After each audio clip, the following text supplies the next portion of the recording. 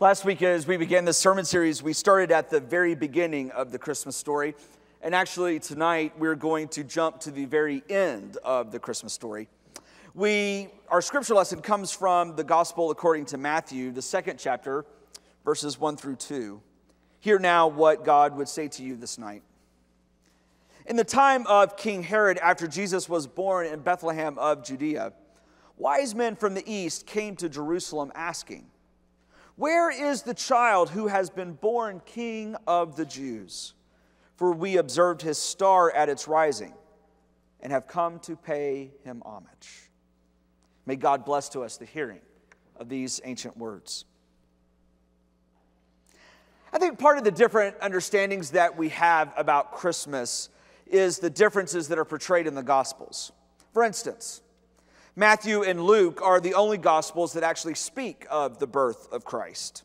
Mark and John simply have Jesus appear at his baptism. But the Gospel of Matthew is actually the only book that references the Star of Bethlehem.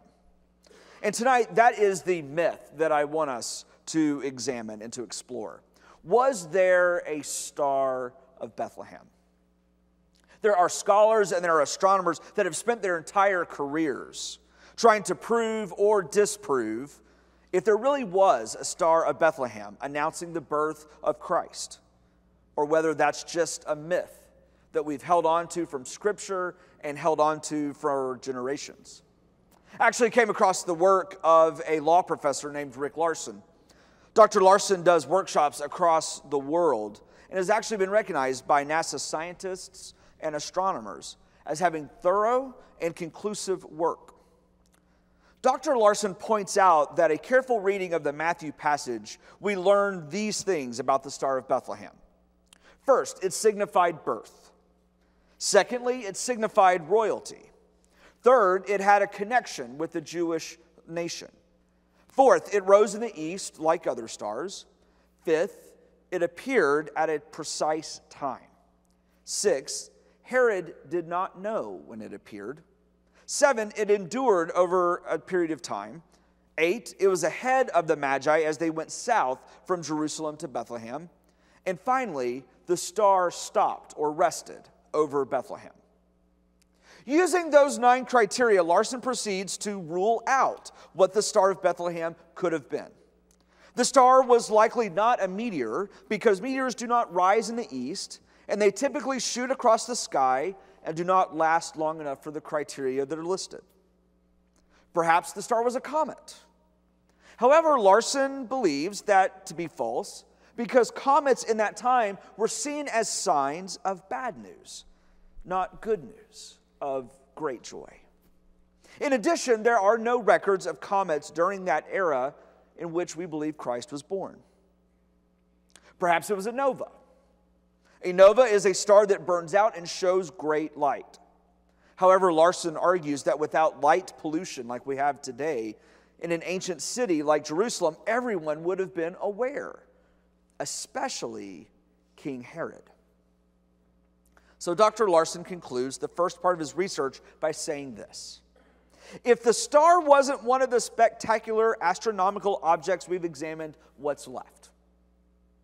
Biblical qualification number 6, that King Herod had to ask when the star appeared, is our most powerful clue. Anyone can glance up and see planets and stars. That's how things work in the sky. But apparently, one could look up at the Star of Bethlehem and not realize it. Herod didn't know anything about it. It took Magi to explain it to him. So a reasonable hypothesis is this, that the star might have been something in the normal night sky, but yet was striking when explained.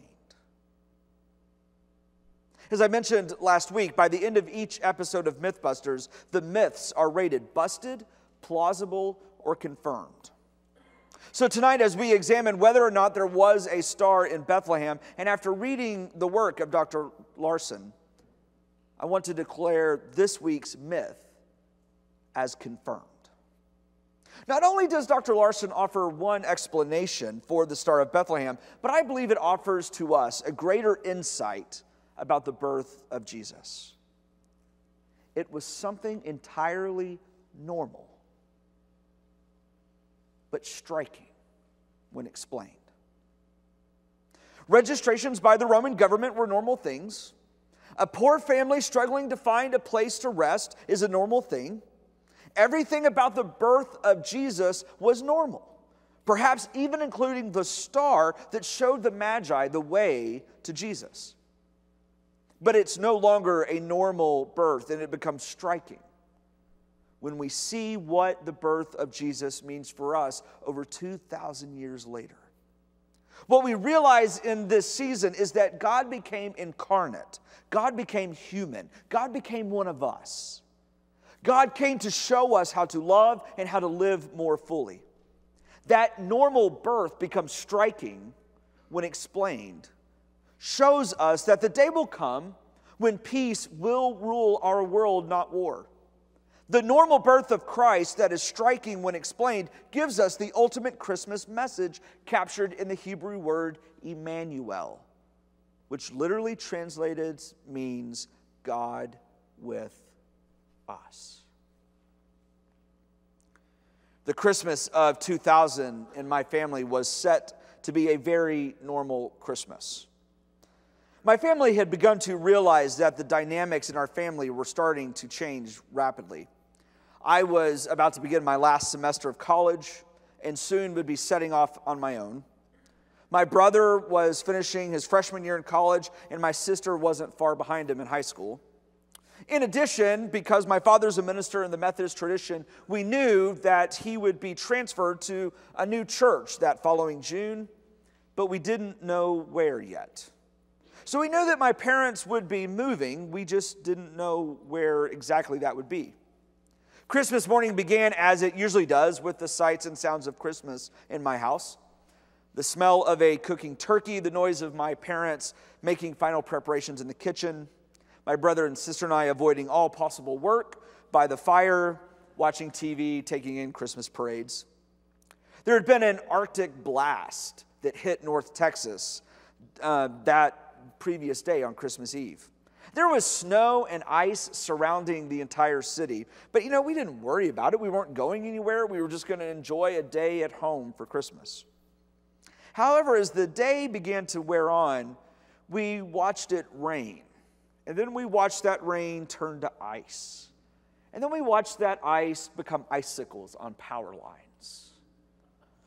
And then we began to watch the power surge in and out of the house. And we quickly realized we were about to lose power. So we hurried along the Christmas meal. We sat down to a bountiful Christmas Day feast. We gave God thanks, and then we inhaled that meal. Because God forbid that my family have to eat dessert in the dark. So sure enough, about the time we finished our pie, the power went out. It was about 1 o'clock in the afternoon. There was plenty of light still outside. We had a blazing fire going in the fireplace, so we didn't really worry about it. By nightfall that Christmas night, we learned that it was most likely going to be tomorrow before we had power back. To stay warm, we brought in mattresses and sleeping bags into the living room so that we could be close to the fireplace. We were awakened during the night with the sound of breaking tree branches all around us as they fell under the weight of the ice. We also watched tree limbs break through power lines, causing more damage. One day without power became 3 days, stretched to 5 days, 7 days, and power was restored on day number 9. Needless to say, by the 9th day, we had grown quite weary of any quality family time. I think we were grateful at that point that the dynamics of our family were changing. We were close to running out of wood for our fireplace, and since we lived in a parsonage with dated furniture, as a good young gay man would, I suggested that we start burning the ugly furniture first. We spent time during the daylight reading anything we could get our hands on. We discussed every major world issue, played every board game we could find. But ultimately, as we look back and reflect back on that time, what I realized was that my family, more than anything, was waiting for the light to shine again. I wonder if that isn't true in your life tonight. You know, we're in that season where our nights are long and darkness can seem to pervade our lives. Every time we turn on the television or see news reports, we are told about a fiscal cliff. We see the effects of the recession still at work around us, and we know that there are people with broken and bruised hearts all around us. I remember a particular time in late November, early December one year that I was going through. It was a very difficult time in my life, and as words of encouragement, my father wrote this: Advent begins this Sunday, a time of waiting, a time of preparation, a time of expectancy, a time of waiting for God to do something spectacular. Honestly, I think you are in an Advent period of your life. It may last longer than 4 Sundays, but I am superbly confident that it will end well. So how about you? Are you waiting for the light to shine again? We're like the prophet Isaiah when he foretold, "We are a people who have walked in darkness, and we have seen a great light." And as we retell the Christmas story, it may appear to be a normal birth, but we know that it was the most striking and extraordinary event in our world's history. I don't necessarily know what kind of darkness you're facing in your life at this time, on this night, but I want you to hear the gospel. I want you to hear the good news.